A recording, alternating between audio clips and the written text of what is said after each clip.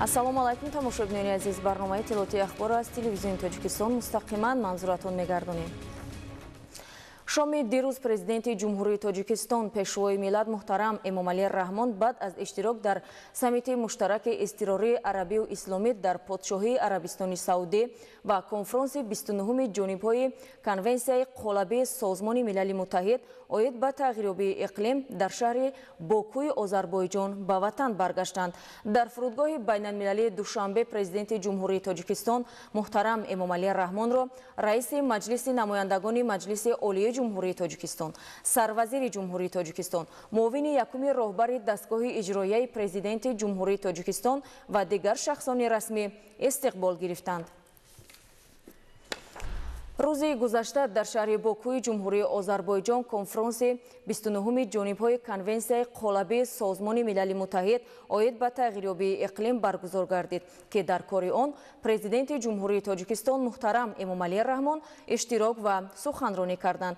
Инчунин сарвари давлат дар мизи мудаввари сатҳи баланд бахшида ба мавзӯи маблағгузории соҳаи иқлим дар павильони Покистон ва дар маросими кушодашавии павильони об барои иқлим ширкат варзиданд. роҳбари давлат дар ҳошияи саммити конфронси 29-уми ҷонибҳои конвенсияи қолабии Созмони Милали Муттаҳид оид ба тағйирёбии иқлим бо имоми акбари муассисаи Ал-Азҳари Миср доктор Аҳмад ат-Таиб мулоқот намуданд. дар мулоқоти пешвои миллат муҳтарам Эмомалӣ Раҳмон бо президенти Бонки Осиёи рушд ҷаноби Масатсугу Асагава бошад, масъалаҳои ҳамкорӣ бо ин ташкилоти бонуфузи молиявӣ матраҳ шуд. 11 ноябр президенти ҷумҳурии Тоҷикистон пешвои миллат муҳтарам Эмомалӣ Раҳмон барои иштирок дар конфронси 29-уми ҷонибҳои конвенсияи қолабии Созмони Милали Муттаҳид оид ба тағйирёбии иқлим вориди шаҳри Бокуи ҷумҳурии Озарбойҷон шуданд. дар фурудгоҳи байналмилалии Боку меҳмони олиқадр президенти ҷумҳурии Тоҷикистонро намояндагони воломақоми ҷумҳурии Озарбойҷон самимона пазироӣ карданд.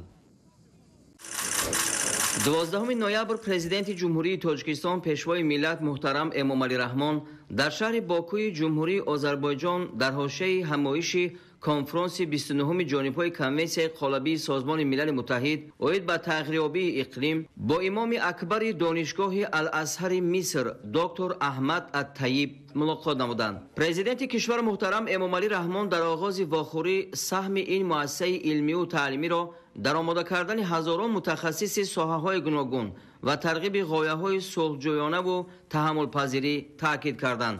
ишора карда шуд, ки дар шароити имрӯза муттаҳид будани уммати мусулмон хело муҳим аст. дар ин замина дарки воқеии ҷавонон аз ҳадафҳо ва рӯҳияи аслии дини ислом, ки ҳамоно таҳаммулпазирӣ, накӯкорӣ ва инсондӯстист, муҳим дониста шуд.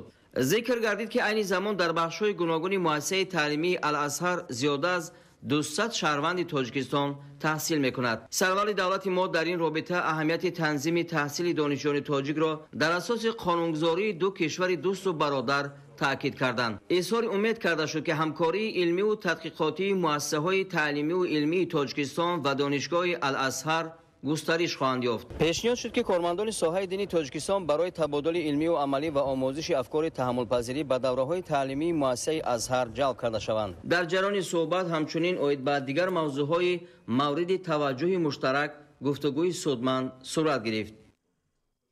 12 ноябр президенти ҷумҳурии Тоҷикистон пешвои миллат муҳтарам Эмомалӣ Раҳмон дар шаҳри Бокуи ҷумҳурии Озарбойҷон дар ҳошияи ҳамоиши конфронси 29-уми ҷонибҳои конвенсияи қолабии Созмони Милали Муттаҳид оид ба тағйирёбии иқлим бо президенти Бонки Осиёии рушд ҷаноби Масатсугу Асагава мулоқот намуданд. таъкид гардид, ки таи 26 соли ҳамкории бонк 158 лоиҳаи барои кишвари мо муҳимро дар самти инфрасохтори энергетикӣ ва соҳаҳои нақлиёт, кишоварзӣ, обёрӣ, молия ва маориф маблағгузорӣ кардааст. ҷонибҳо таъсири омилҳои беруна ба иқтисоди Тоҷикистон ва дарёфти роҳҳои коҳиш додани онро муҳокима намуданд.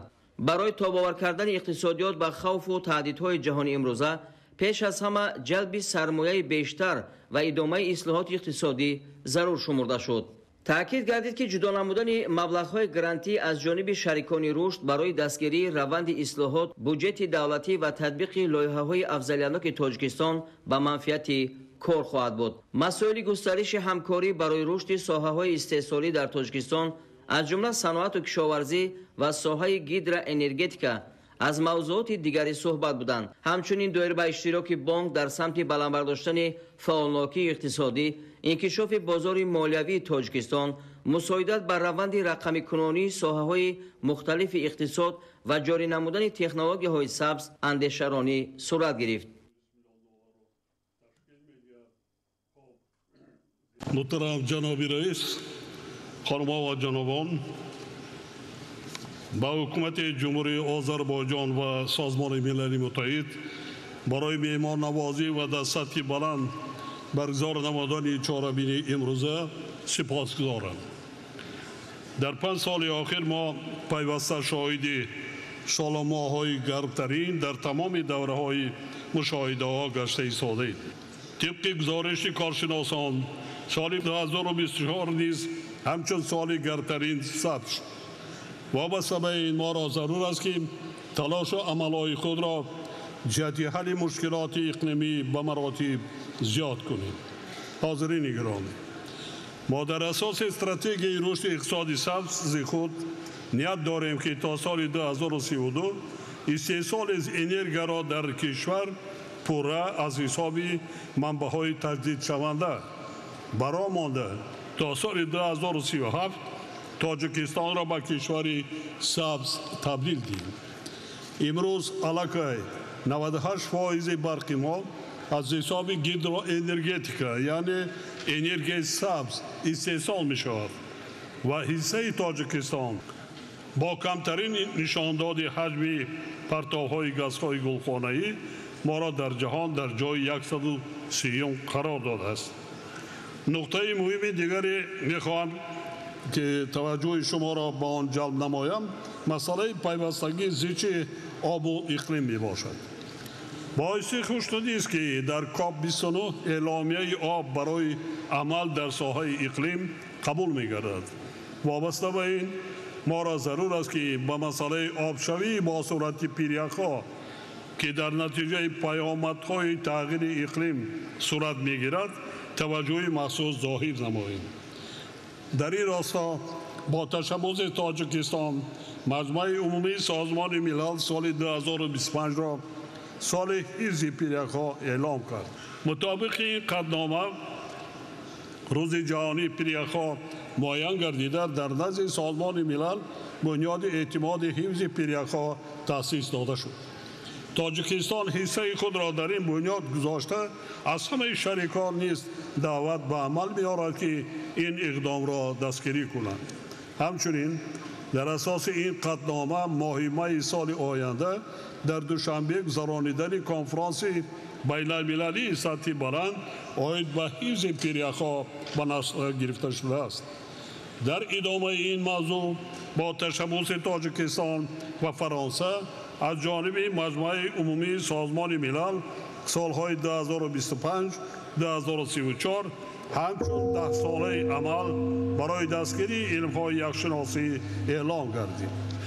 با در نظر داشته اهمیت مسائل مذکور پیشنهاد می‌نمایم که با سرپرستی سازمان جهانی آب و هواشناسی و در همکاری با دیگر شریکان رشد در شهر دوشنبه مرکز هم آهنگسازی منطقوی عاید به یخشناسی تأسیس داده شود.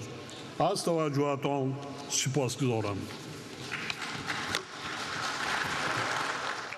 12 نوامبر پرزیدنت جمهوری تاجیکستان پیشوای ملت محترم امامعلی رحمان در شهر باکوی جمهوری آذربایجان در میز مدور سطح بلند بخشیده به موضوع مبلغ‌گذاری ساحه اقلیم که در پاویلیون پاکستان دایر گردید اشتراک و سخنرانی نمودند. پرزیدنت کشور ما محترم امامعلی رحمان در آغاز به حکومت جمهوری اسلامی پاکستان برای تشکیل این چهاربینی و دعوت جهت اشتراک در آن عرض سپاس کردند. تاکید گردید که در شرایط امروزه جهان همه منطقه‌های دنیا به خصوص کشورهای رو به ترقی با مشکلات جدی تغییریابی اقلیم که یکی از سبب‌های اساسی به وقوع آمدن آفت‌های طبیعی میباشد روبرو شده است. طور معلوم است از تاثیر پیامدهای خرابی‌آور آفت‌های طبیعی در برابر تلفات جانی به اقتصاد کشورها ضرر جدی مادی و مالیوی نیز می‌رسد. در این ضمن ضرور شمرده شد که با مقصد حل چنین تهدیدهای گلوبالی از عملهای هماهنگ شده مشترک به خصوص طریق مبلغ‌گذاری به ساحه اقلیم کار گرفته شود. راهبر دولت ما محترم امامعلی رحمان تاکید نمودند که جمهوری تاجیکستان نیز از جمله آن کشورهای رو به ترقی می باشد که در برابر تاثیر پیامدهای تغییریابی اقلیم آسیب پذیر باقی میماند. ذکر گردید که با نظرداشت پیامدهای خرابی‌آور آفت‌های طبیعی، تاجیکستان به مسئله تغییریابی اقلیم و استواری محیط زیست توجه مخصوص ظاهر نموده مدت 20 سال اخیر در عرصه جهانی روزنامه آب و اقلیم را پیش میبرد. پرزیدنت کشور ابراز داشتند که تشبس‌های تاجیکستان در سمت آب و اقلیم طی این دوره توسط 14 قطعنامه مجمع عمومی سازمان ملل متحد از جانب جامعه جهانی پشتیبانی یافتند. به اندیشه سرور دولت ما این تشبس‌ها زمینه مساعد را برای رسیدن به هدف‌های گلوبالی هماهنگ شده در ساحه آب از جمله آنهایی که در روزنامه 2030 اوید بر رشد استوار درج گردیده‌اند فراهم آورده است. تاکید شد که تاجیکستان چون همیشه آماده است در مسیر حفظ ذخیره‌های آب از جمله پریخ‌ها و استواری اقلیم اقدام‌های سازنده خود را ادامه دهد. سرور دولت ما محترم امامعلی رحمان اصرار داشتند که ما از دعوت جامعه جهانی برای فعالتر مبلغ گذاری کردن به مشکلات اقلیم و مکانیزم‌های اینواسیونی مالیوی برای تقویت توانمندی کشورهای آسیب پذیر خصوصا دولت‌های رو به ترقی در راه مطابق شوی به تأثیرهای تغییریابی اقلیم جانبداری می‌نماییم. تأسیس ائتلاف قوی و فراگیر از جانب کشورهای رو به ترقی و شریکان رشد برای تبلیغ دست جمعانه اصلاحات بین المللی نظام مبلغ‌گذاری اقلیم و بنیاد آینده استوار برای نسل‌های آینده امر مهم نامیده شد. در فراورد سخن راهبر دولت ما محترم امامعلی رحمان اظهار باور نمودند که میز مدور امروزه برای تقویت سعی و کوشش‌های مشترک میانبعده کشورها در مقاومت با تغییریابی اقلیم و حفظ ذخیره‌های حیاتاً مهم آب سیاره نقش مهم خواهد داشت.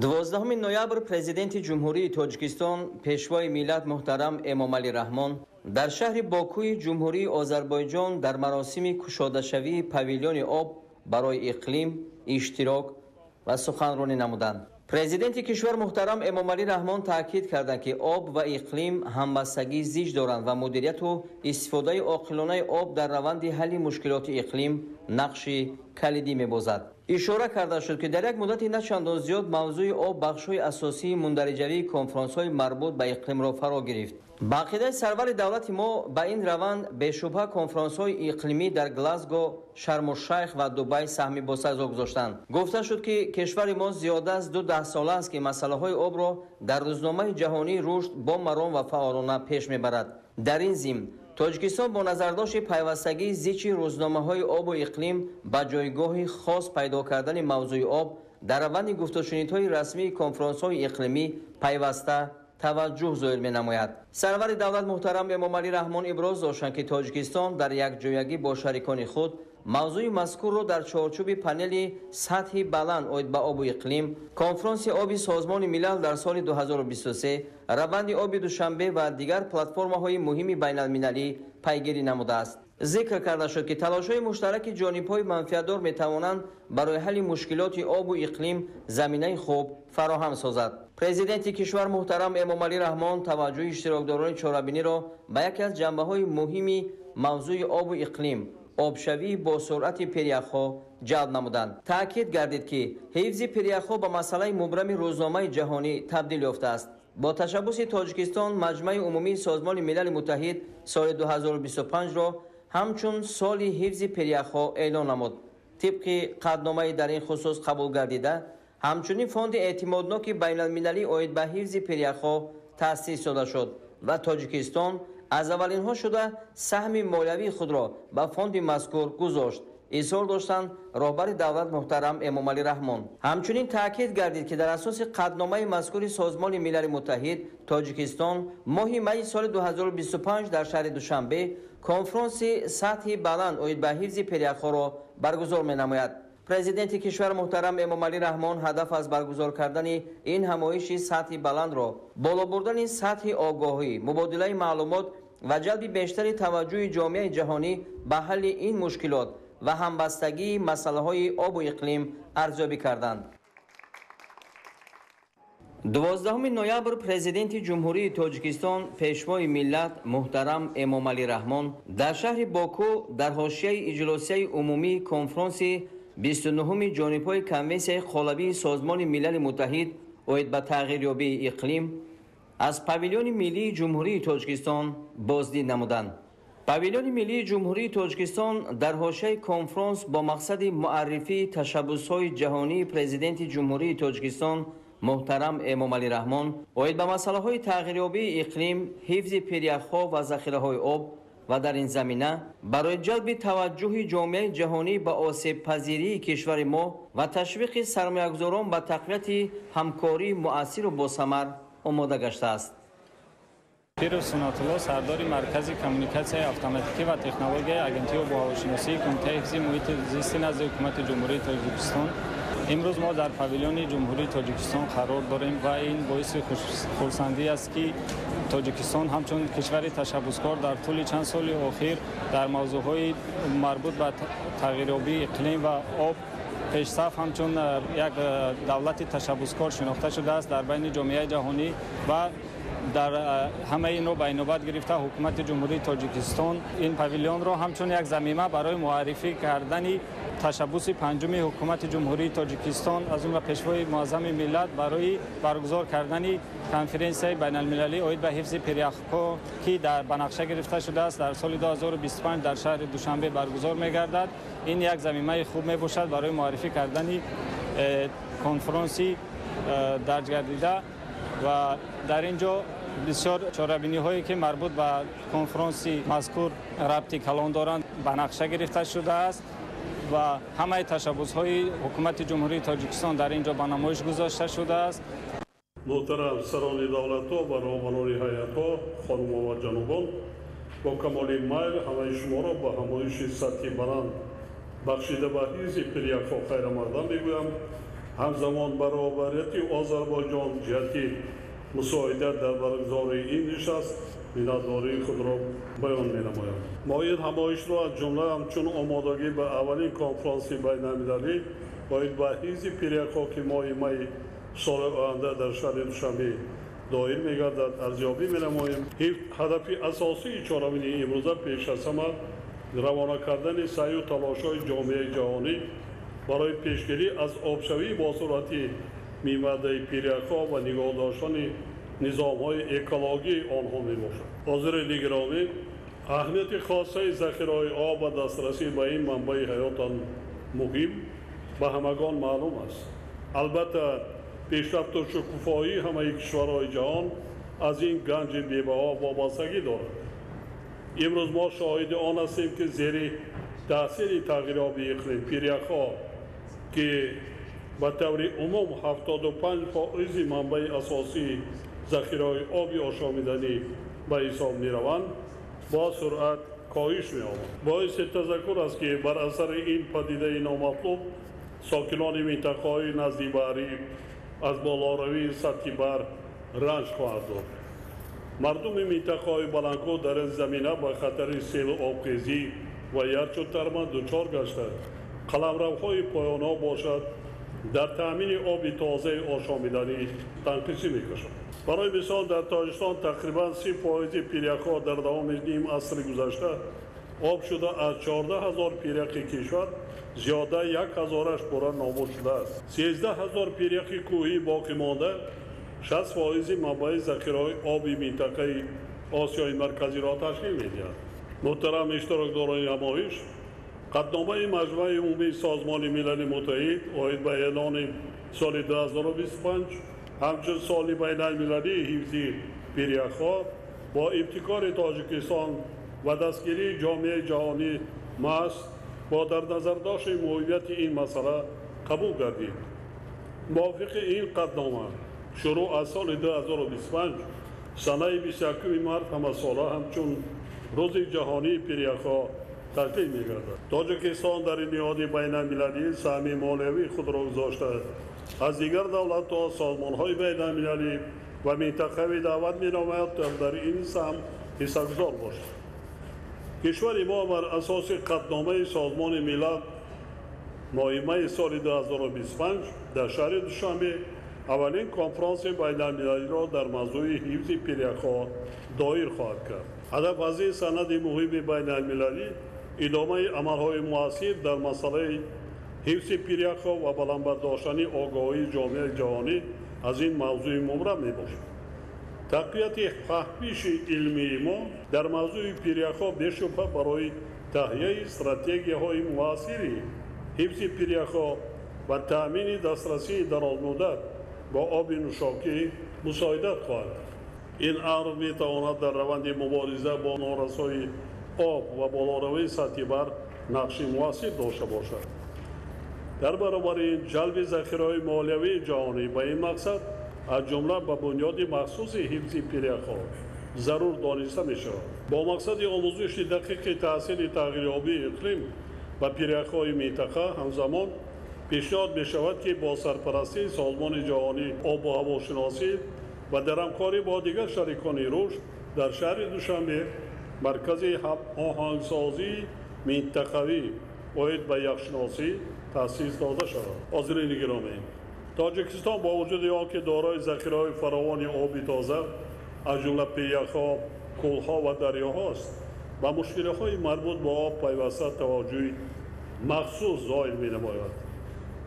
کشور ما موضوعهای وابسته به ذخیره‌های آب، استفاده عاقلانه و ثمرناک آنها، همچنین حفظ پیرک‌ها را از اولویت‌های سیاستی دولتی خود معین کرده است. پشتیبانی از تشبس‌های تاجیکستان در سمت آب و اقلیم از جانب جامعه جهانی توسط 14 قطعنامه مجمع عمومی سازمان ملل متحد صورت گرفته است که تجسمگری نقش فعال و کلیدی کشور ما در پیشبرد این روزنامه در سطح بین‌المللی میباشد. این حالت در نوبت خود جهت رسیدن به هدف‌های گلوبالی هم آهنگ شده در ساحه آب از جمله آنهایی که در روزنامه 2030 عاید به رشد استوار در شدن زمینه سزاوار را فراهم می‌سازد.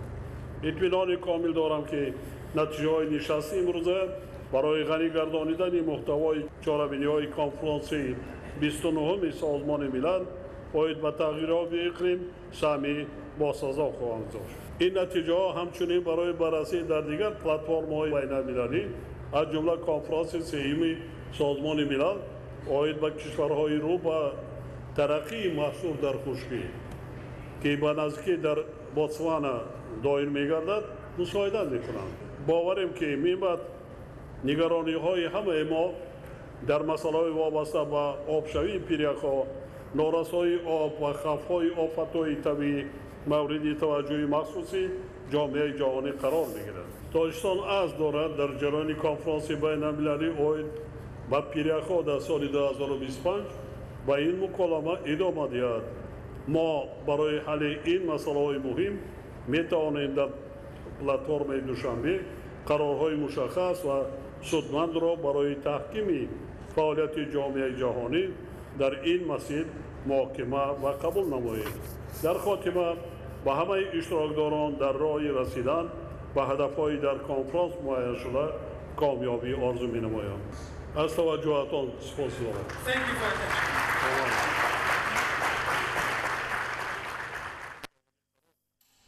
тамошобинони азиз, ин буд он ҳама хабару гузоришҳое ки то ин соат ба дасти мо расиданд. манзуратон гардонидем. хайр, саломат бошед.